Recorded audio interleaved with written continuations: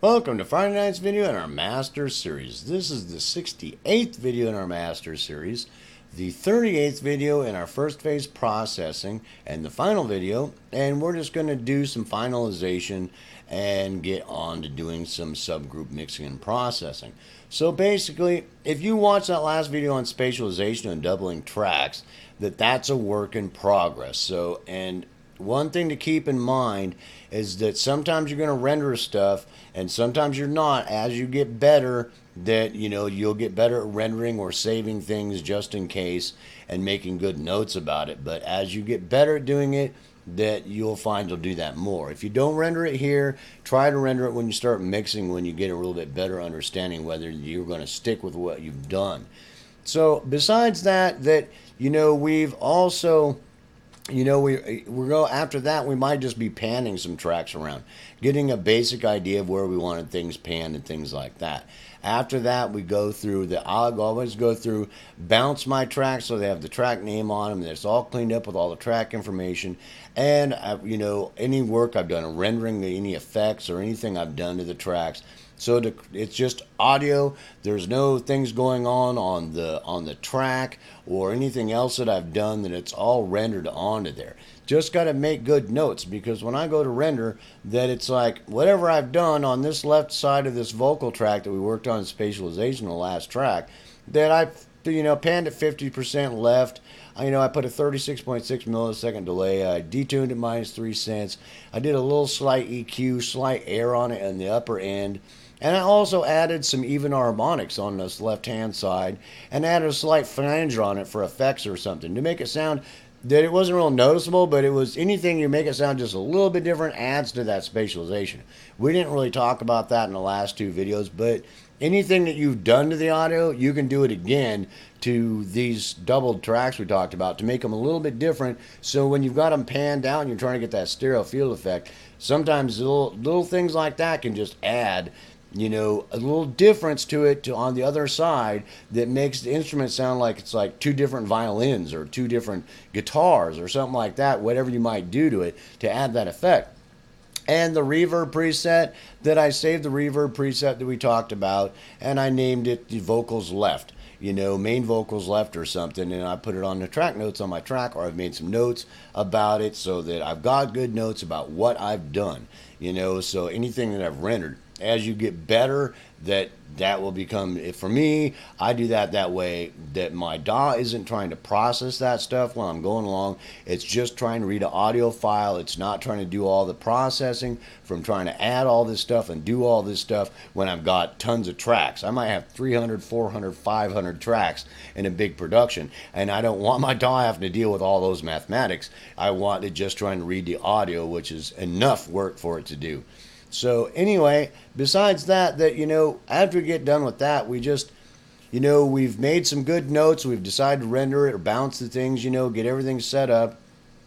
Now I'll go through and I put auto fades on all my tracks. So there's a little bit of an auto fade on all my tracks, like this one here. I've got a macro that automatically put auto fades on any track I highlight. I check I got no clicks and beeps or anything like that going on the front or the beginning of any of the either events sections or the whole track itself. I do that to all of them. And then I'll just kind of go through, make sure that I've normalized it. We should have taken care of that when we did maximization.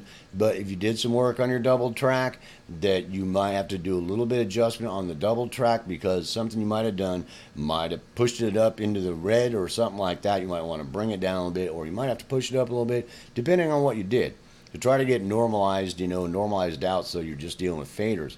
Then I just go through and review everything. The biggest thing about when we're going through this processing thing, that sometimes you just get bounced around in there. The better you get, okay, I want to do this to this track. But as you start working on it, you go back and start revisiting things. It's like, well, now that I've done that, I need to look at that and do that. And then I need to do that again because I did this.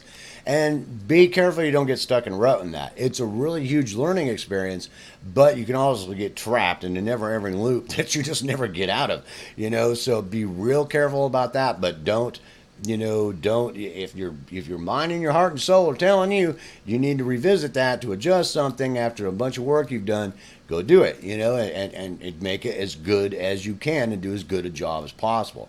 So I go through and review everything, clean up the tracks, you know, make sure all my dead space and all that stuff, review any editing things that I might have to revisit and stuff like that, you know, so I can get into mixing next, you know. So just review everything really well and make sure you did a really good job and everything's set up, and you can get out of the processing phase into the next phase. I used to put a limiter on here, but I stopped doing that once I started doing my maximization. But I keep it on there just in case, because sometimes I'll leave processors on there that are doing something, and I have a limiter on the end to make sure that I'm not causing some kind of clipping or saturation or something like that. And then basically, I'm going to be grouping things, you know. I mean, this basically, for the most part, is I'm going to go through and make sure that I've got buses and things like that set up. So if I got these two tracks, I'm going to my mixing console, and I've highlighted these. I've created a bus for these, named the bus that these two tracks, and I also, this might sound funny, but I create a VCA for these two tracks so that I can adjust those, here, I can adjust those tracks with a VCA but not affect the way that I've mixed them two together.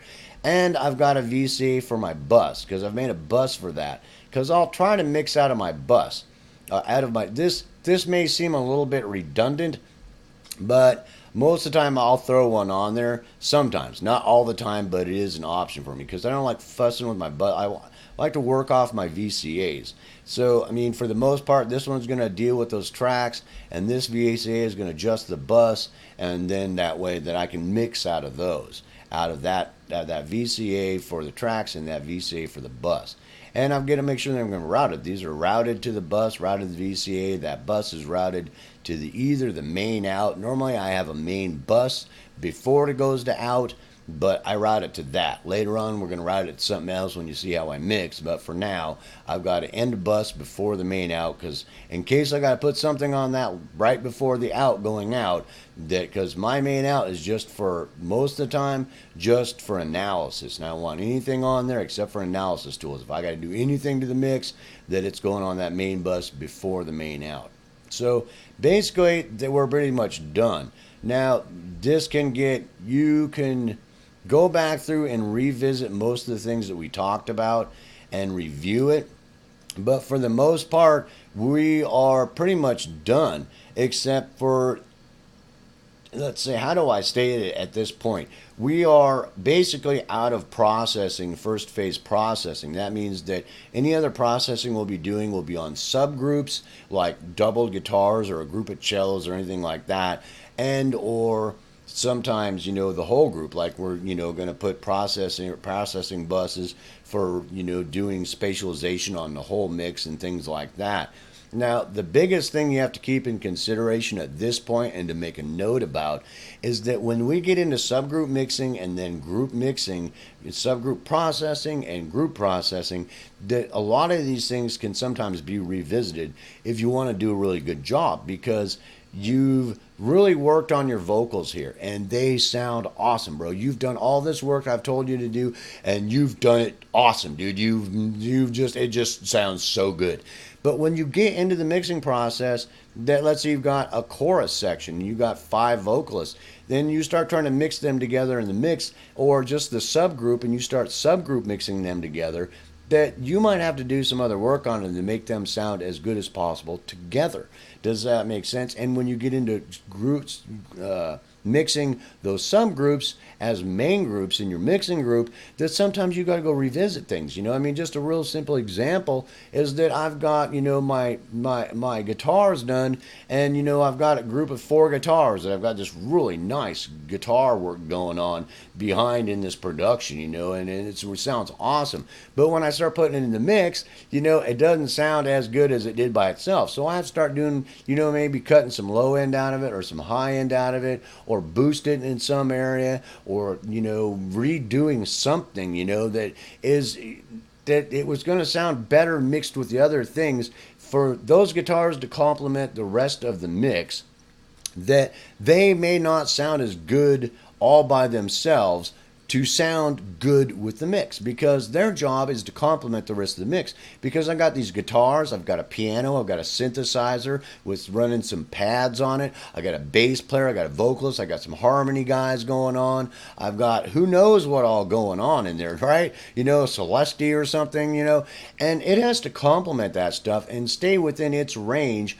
So I mix it well so that it's heard in the production, but it's not, you know, it's not causing issues in other areas with other instruments. Plus, that other instruments might be taking up frequency area that if it's inside of, it doesn't sound as good. It's like I got the guitars with this piano going, and it's like I really need to cut some of the higher end to do a low pass or a low pass filter on it, because then it sounds much better with the piano. By itself, it doesn't sound as good, but with the piano now, it sounds awesome. And you know, I go back and listen to the track all by itself, and like, I wouldn't have done it that way. But you do as good a job here, and later on, you might have to adjust it so that those tracks by themselves sound great, but when you start mixing them together, sometimes you just have to do some adjustments with any of the type of work that we've done up to this point, and that's just a fact of life. Because I'll get into a reggae song or a jazz song or a rock song or a blues song or an R&B song or a pop song, and I find that in this certain production that, you know, to make this sound as good as possible, I have to redo some of that work or do some processing on subgroup buses or on the groups themselves, you know, and make adjustments on them so that they complement the group. So because the guitar isn't, you know, if you're this year the guitarist, then the guitar is the only instrument in the universe, bro.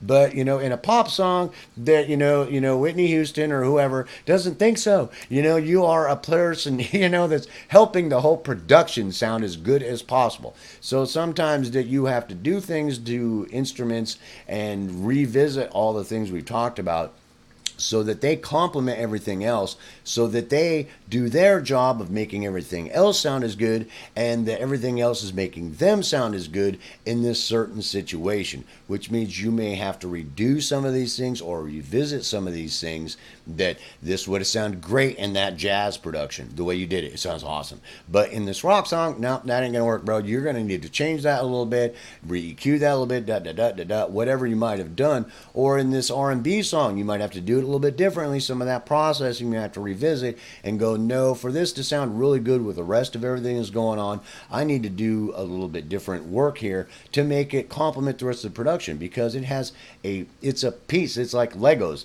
you know, in the production. And, you know, that guitar track you just got done working on is one Lego in the building that you made out of Legos. And if you don't make it to where it works well with everything else, that it's like a really screwed up Lego that you keep trying to stick into this production that ain't never going to sound right because it's not complementing the rest of the production.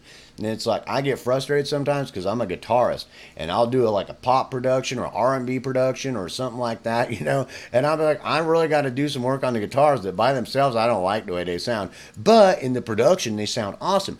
They're filling in the background, they're doing their job, and they make the production sound awesome. And they have got their own place that is like their Lego block that makes all the other Lego blocks sound better. And it's filling out the frequency field, it's filling out the stereo field, width and depth and sound, sonic texture and all that stuff that you might have to readjust so that it all works together really well to have the best sounding production possible. Now, that may sound really long-winded, but that's a real simple way to get you ready so that you don't get frustrated later. Later on, when you start mixing stuff and you start adjusting stuff, you don't start going, my stuff's crap, and I'm just so frustrated because now it doesn't sound so good with that, and I just did a horrible job because I did all this work on my guitars and it sounds horrible. Now that I mixed together my R&B crap, you know, I got this R&B song, now it doesn't sound so good, because you might have to readjust it, and it's okay. Don't get frustrated, because that's more than likely just a fact of life. It has been for me when I'm mixing, because I'll go back and revisit stuff and I will fuss with it until it makes the production sound good. Not only does that instrument sound good and it's got its own place, but it's helping the production sound as good as possible, which might not be in the best interest of the guitars and by themselves and they'll sound as good, but in the production, now they sound good in the production and they make the production sound good. So just keep that in mind. So I hope you enjoyed our first phase processing, and I hope you did a really good job on it and are ready to do some mixing. And I will see you in the next video.